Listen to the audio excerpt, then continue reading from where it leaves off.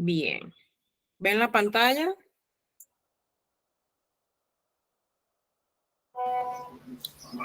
Sí, profe. Correcto.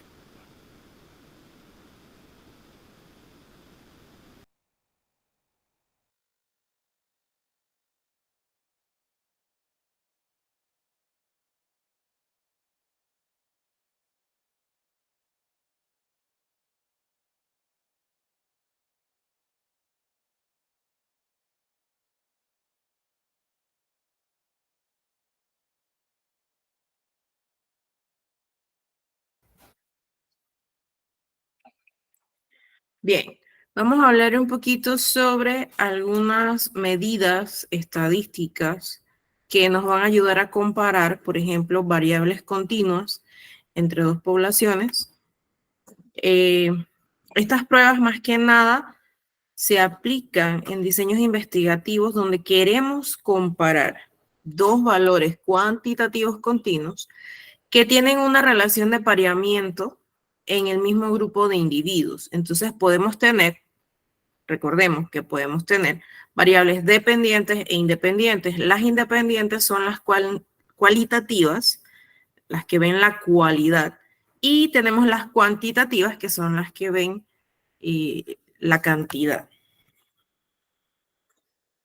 Las distribuciones T no son más que una curva parecida a la que vimos en las clases anteriores, donde los valores Z en la abscisa corresponden con las áreas bajo la curva y tienen un valor permanentemente fijo.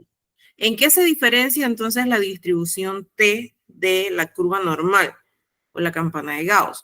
Pues que la distribución T es única y van a existir numerosas distribuciones T, una para cada tamaño de muestra específico. Acá vemos la curva de ejemplo para los valores T. Vamos a tener valores distintos dependiendo de los grupos que estamos trabajando. Entonces, si yo quiero calcular o quiero comparar, perdón, dos promedios, vamos a utilizar cualquiera de estas curvas. ¿Qué pasa con... A ver,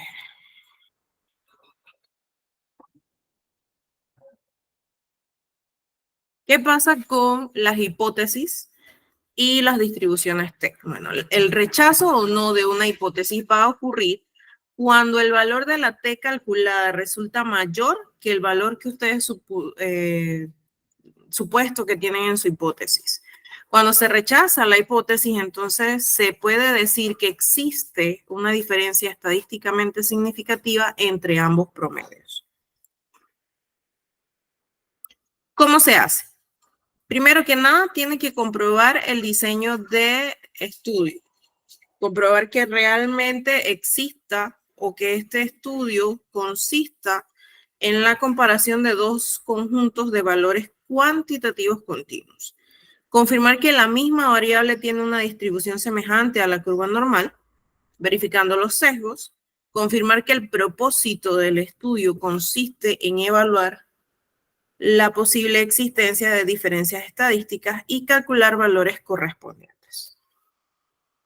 Después de eso, vamos a determinar los valores de la distribución en T. Vamos a identificar la curva específica según los grados de libertad correspondientes. En el caso de la curva de ejemplo, sería la fórmula GL igual N-1.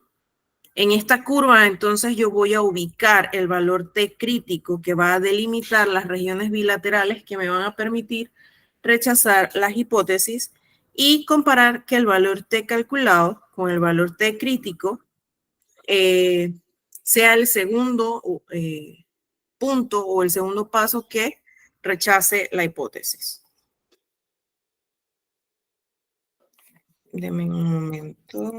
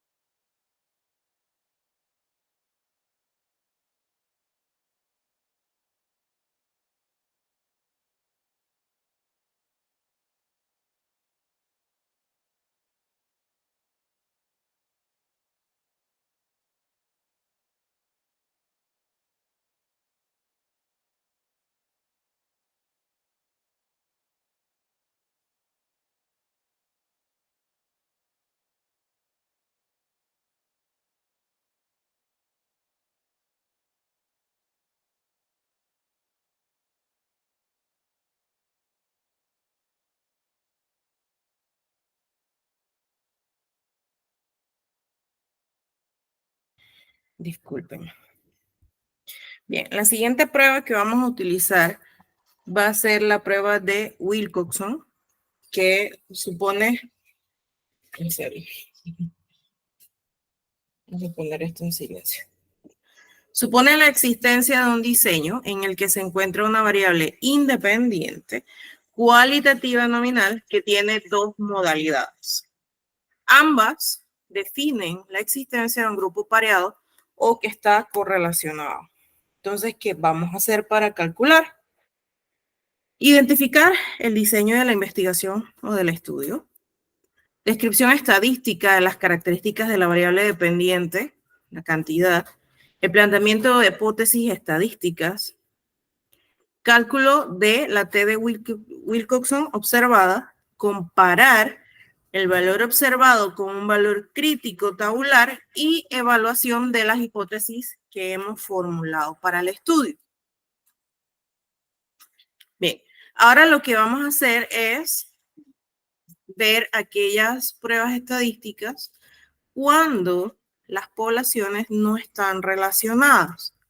Tenemos la prueba de comparación de dos promedios pareados. Recuerden que el promedio es lo que hacían ustedes en la escuela para saber si iban a pasar o no. Es una prueba que se aplica en los diseños de investigación en los cuales se desea comparar dos series de valores cuantitativos continuos que tienen una relación de pareamiento. Este diseño va a tener una variable independiente cualitativa, o sea, tiene dos, que para tener una escala de solo dos modalidades, y esto me va a dar dos grupos de datos. Entonces, esta es una variable dependiente cuantitativa, dependiente cualitativa, ambas continuas. Esa distribución va a ser semejante también a la curva normal o la campana de Gauss en un grupo y en el otro.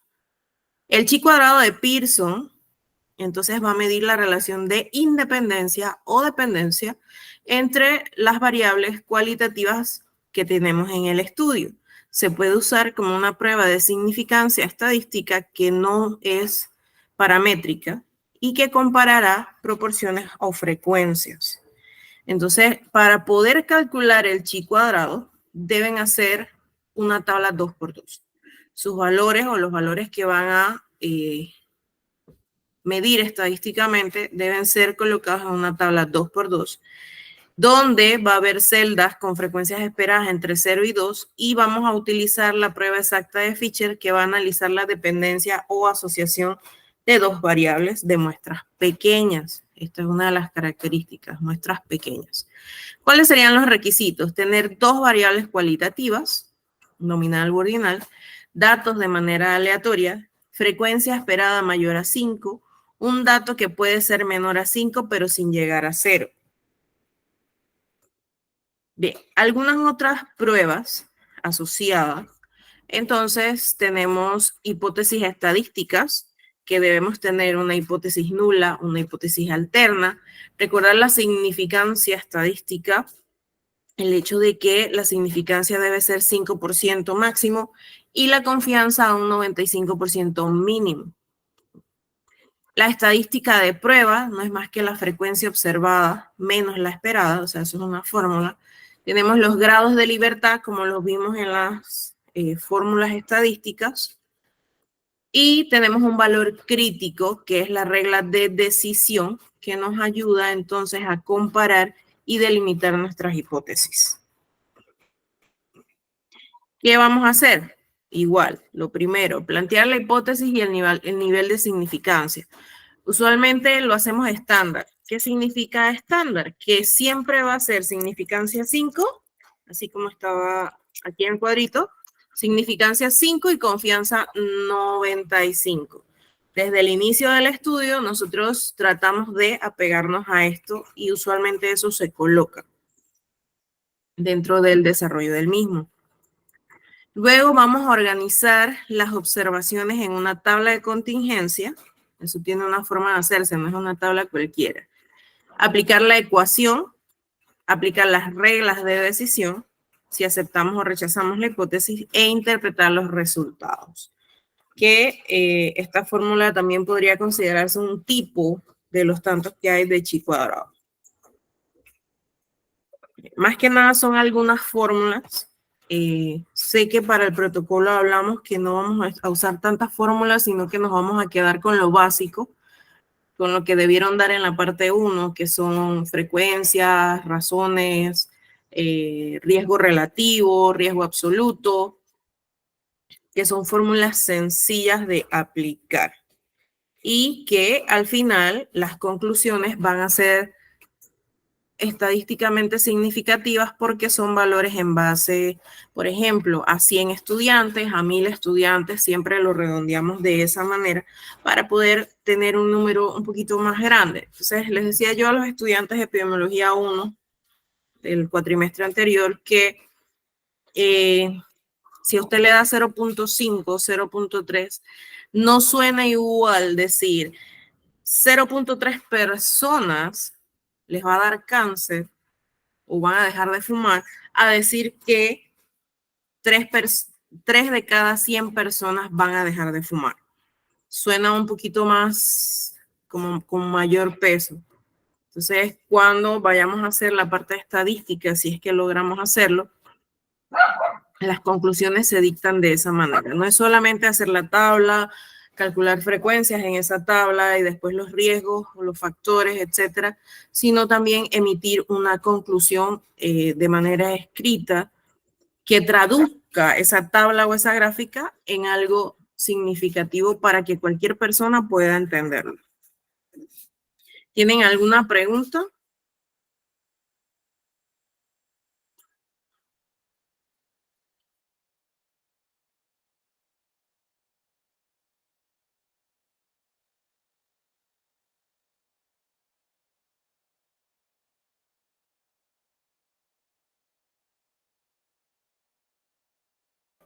Hola, me quedé sola. No, profe. Aquí estamos. Sí, correcto. ¿Tienen preguntas de esto?